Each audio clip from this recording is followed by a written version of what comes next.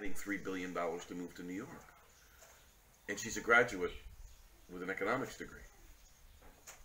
Oh my gosh, it's scary. Yeah. For anybody watching, that is the reason for the Second Amendment in the United States. That is the reason we have the right to keep and bear arms. It has nothing to do with hunting, nothing to do with protecting your family from burglars. It has to do with defending yourself from a tyrannical government. Yes. And if the powers like Alexandria Ocasio-Cortez ever get into power, the world will see what the Second Amendment is about. We won't live under tyranny.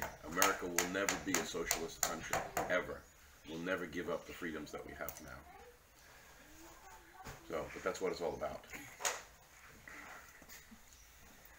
Let them take, oh, that's another battle. I won't even go there. The Second Amendment. Look at Venezuela. Are you keeping up with the news? You see what's going on in Venezuela? I only know that it's on the verge of collapse if it's not already collapsed. And one of the reasons is because he's a dictator, a communist dictator. But when he took power, he took everybody's guns. They can't fight back. They can't do anything.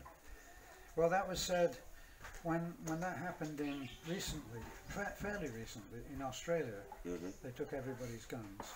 And there was an old lady, a Jew, who still has the tattoo from the concentration camps. And she said, this is exactly what happened before the Holocaust. They came and they took our guns. And as soon as they took the guns, they were able to come round and do whatever they wanted. They're trying every way they can in America to restrict guns, ammunition. They're coming up with all kinds of crazy things to restrict the average, and they paint it under the guise of gun violence. We've got to stop mass shootings and all of these things.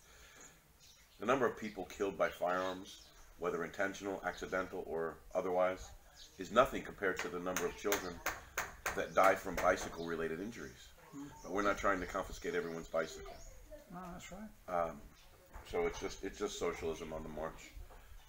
And fortunately, I believe firmly that there are enough traditional Americans that believe in a representative republic that if a socialist government, the likes of Ocasio-Cortez, whatever her name is, and Bernie Sanders ever took over and ever came into power, it wouldn't last long.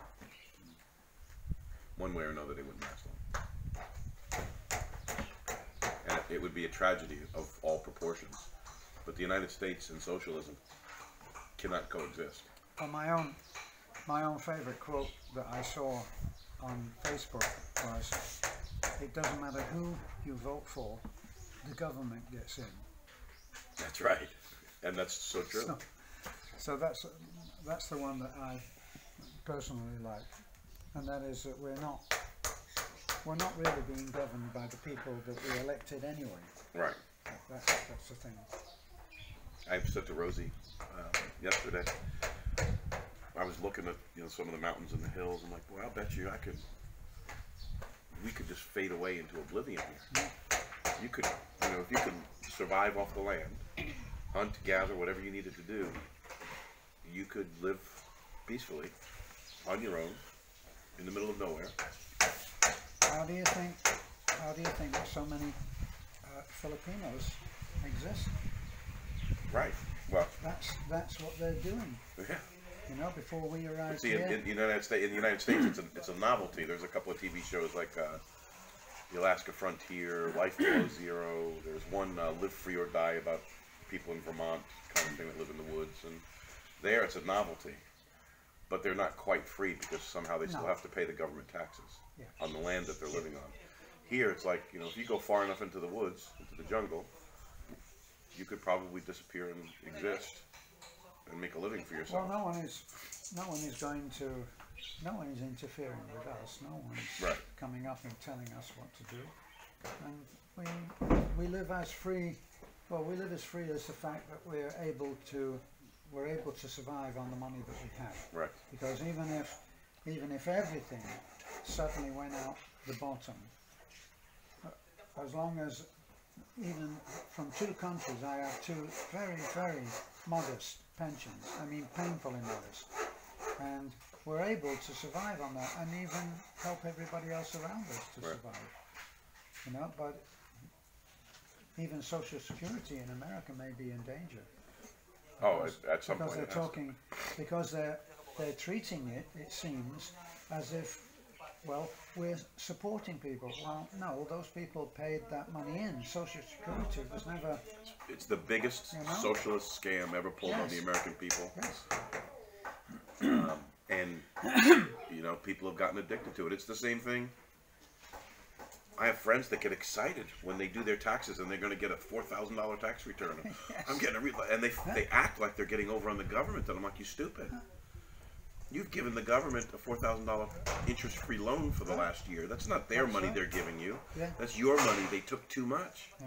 And you're celebrating the fact that you're getting it back.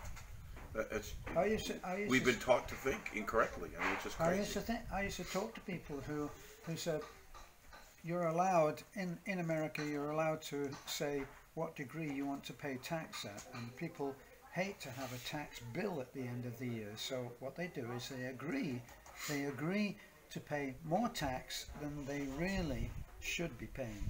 And then at the end, like Thomas just said, they get a refund. They get money back. They're not being given money, they get money back. And that's the point there, and that's what really Tom is saying. And they've had they didn't have the benefit of that money. And they didn't have it, yes. And the government doesn't pay them. And now, at the end of the year, if you owe the government $1,000, you underpaid, there's penalties and interest. Penalties. But if you've overpaid, there's no penalties and interest coming your way. It doesn't work the other way. Right. And that also goes into what they call fractional banking, where people think that when they take out a loan, the advantage is all to them plus interest, but it actually doesn't work that way, because as soon as anybody puts their signature, for instance, when I bought a house in Florida, after I bought the house, I received a check for $8,000, and all I had to do was sign the back of the check. And that meant that fractional banking would allow, I'm in the middle of a sentence, honey, it's not profound, but it is important. As soon as you put your signature on that, the bank is then allowed to lend at interest a lot of money, something like 8 times more than you have borrowed. Okay, now I'm finished. I'm talking. I'm sorry, I interrupted. What's she doing? She's got to go get her medicine. I have to get me one. Yeah, so I think we're done. I did. I'll tell you what has me scared. I was reading. They won't let me fly if I have this stuffy nose and cough. Right. They'll quarantine me. Yeah. I won't be allowed to fly. So I've got to get rid of this in the next week. But what they have now is, I think at most... Yeah, so please like, comment, and subscribe. I'm gonna off now. Have a good day and good morning. God bless everyone.